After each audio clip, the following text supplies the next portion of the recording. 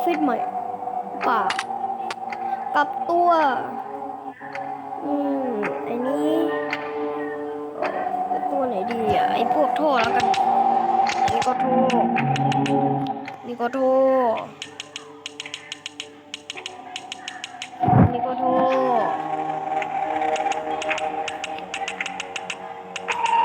นี่ก็ท่อนี่ก็ไหนท่อบอกนี่ก็ท่อ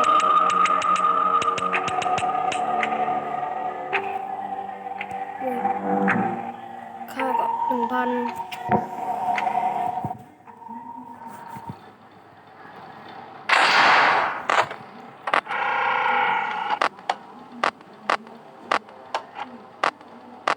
ดีผมก็คอยทำก็คือต้องคอยปิดท่อนั่นเองใช่ต้องคอยปิดท่อปิดท่อตรงนี้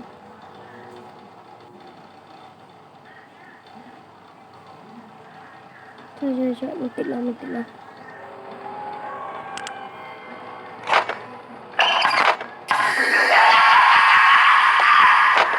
โอเคติดกับดักหมดเลยจี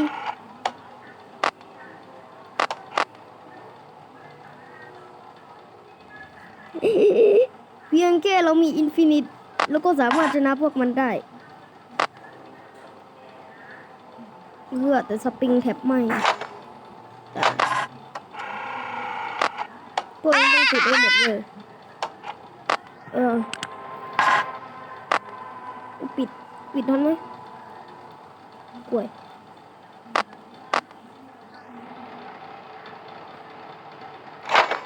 ปิดได้โดนดักกันหมดเลยนี่ก็โดนดักคืนนี้ก็ EGG แล้วครับ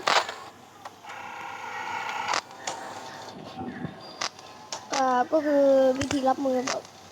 สำหรับคนไม่มีอินฟินิตเนี่ยพลังงานแนะนำให้ปิดสมมติมันมาเราต้องรอก่อนให้มันมาใกล้ๆแล้วเราก็รีบปิดโชว์นี่ติดแล้วเช่นแบบเนี้ยมันก็ติดติดหมดเลยพวกท่อแต่แนะนำในพวกมันก็นี่อาจจะเข้ามาได้สมมติมันอยู่ใกล้ตัวแล้วมันต้องใส่ตาข่ายไปเลยต้องห้ามใส่ตาข่ายก่อนจี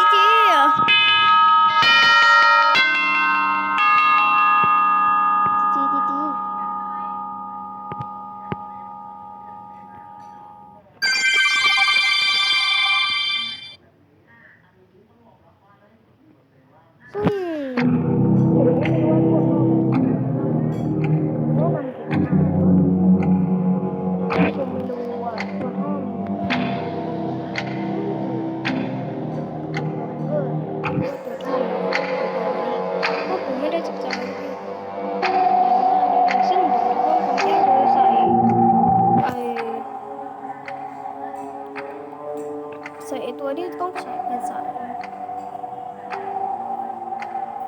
มาต้องใช้ไปเลยแบบไม่ตาย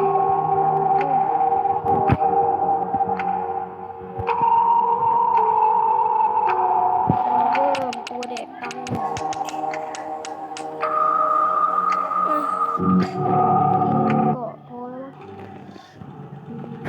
โอเคอันนี้มาปิดท่อเปิดไฟกล้องดูแวนซิสเต็มเปิดกล้องเปิดไฟดูแวนซิสเต็ม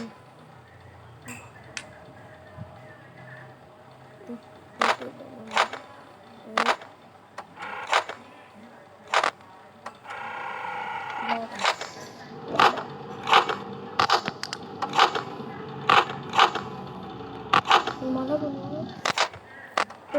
ดักแม่เลยดักติดไหมเว้น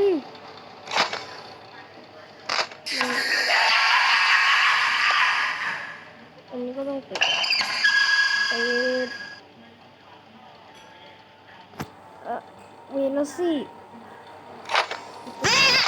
ตัวนี้หายแล้วสิ Please deposit 5 coins. เอาไป Thank you for depositing 5 coins. ตัวอะไรเกาะ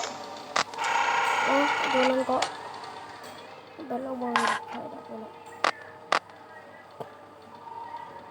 เวลาสิจะเป็นกับไม่ถูกดับ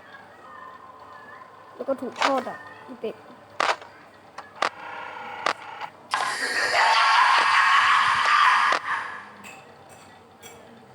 Please deposit 5 coins. ดูก่อนเดี๋ยวกูตาย Thank you for depositing 5 coins.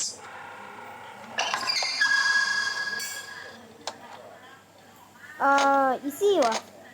มันก็ต้องอีซี่อยู่แล้วป่ะมันก็ต้องอีซี่อยู่แล้วเพราะอินฟินิตพาวเวอร์ไม่จริงยังไงวะ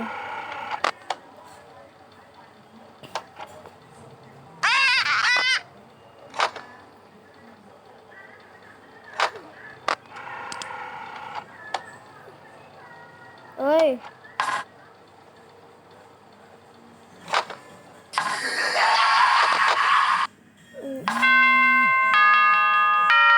โอ้ป้อมมามี่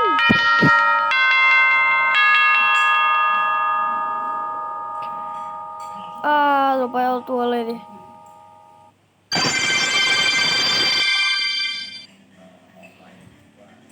ก็เอาพวกที่ต้องใช้ตุ๊กตา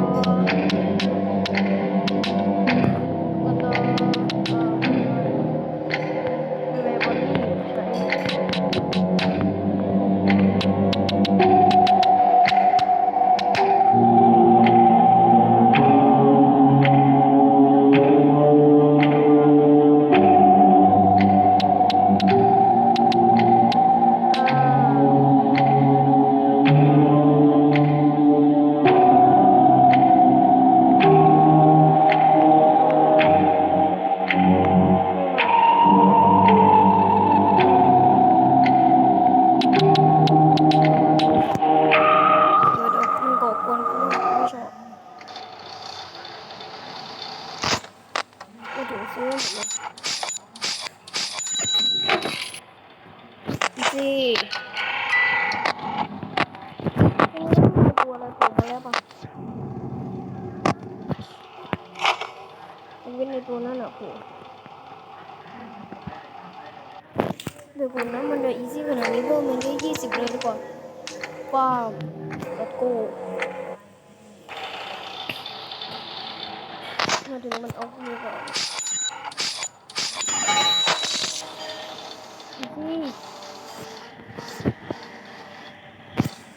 อีซี่อีกแล้วตามเคย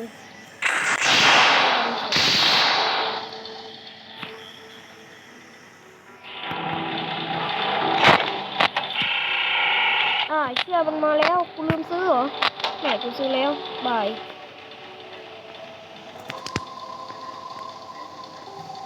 กูออกดีกว่ากูกลัวมาก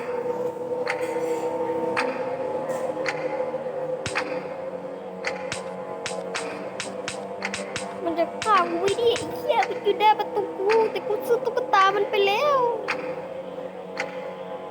ช่างมันเรื่องพวกตุ๊กตา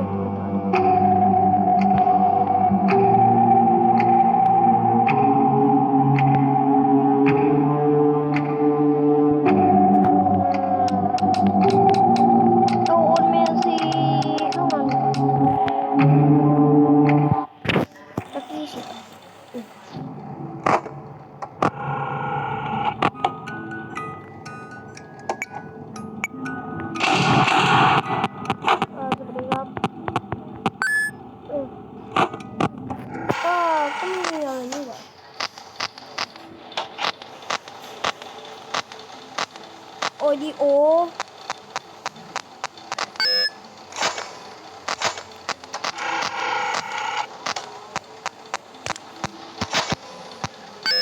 สมมติเวลาคุณแบบดูกล้องดีกว่าดูดิฟันเท้าฟักปี้มันกี่โมง5 ตี 1 ตีห้าดู How unfortunate. ไอ้เหี้ยดีเด้ How unfortunate. I know. ไอ้ดีมันเพิ่มตัวไหนมาอีกวะมันต้องเพิ่มหมายดีมันชอบเพิ่มมาสักหนึ่งตัวถ้าเราเพิ่มสมมติเราเล่นหนึ่งตัวอะไรแบบนั้นนะดีมันโผล่มาแล้วก็เล่นแม่ง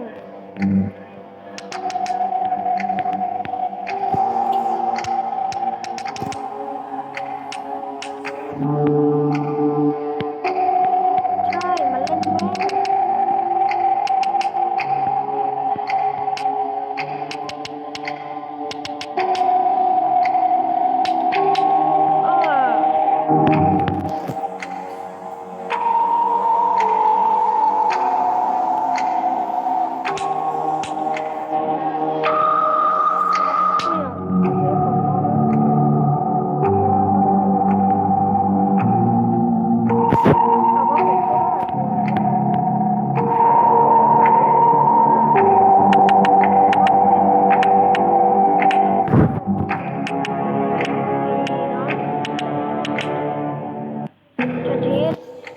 ได้ฝึกตอบใครวิดีโออย่าไปสืบแล้วก็เปิดเปิดแล้วโอเคป้าย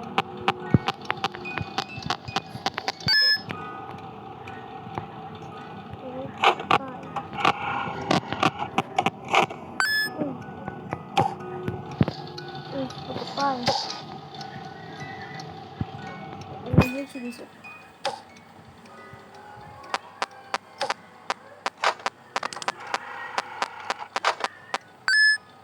สมมติดู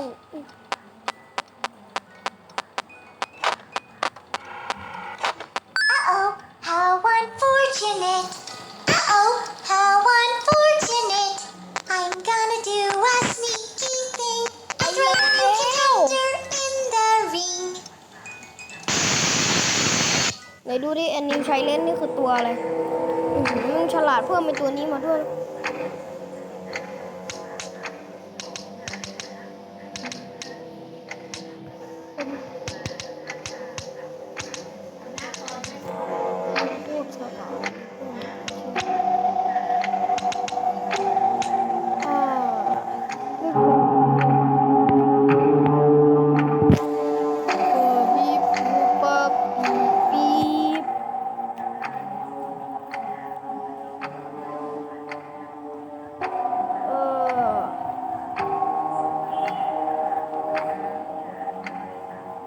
วันนี้ผมจะให้คุณทายว่าผมวาดรูปอะไรใช่ไหมถ้าคุณทายถูกผมรู้สึกตาไปดินี่โอ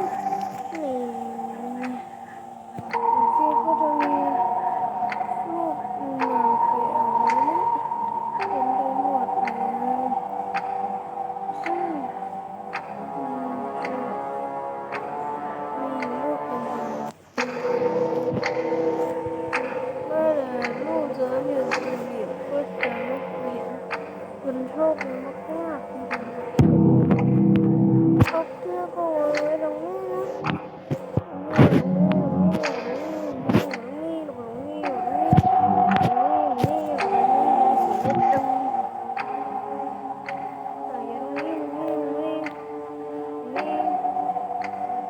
เลือกสอนนี่เราเป็นการไขว้นะนี่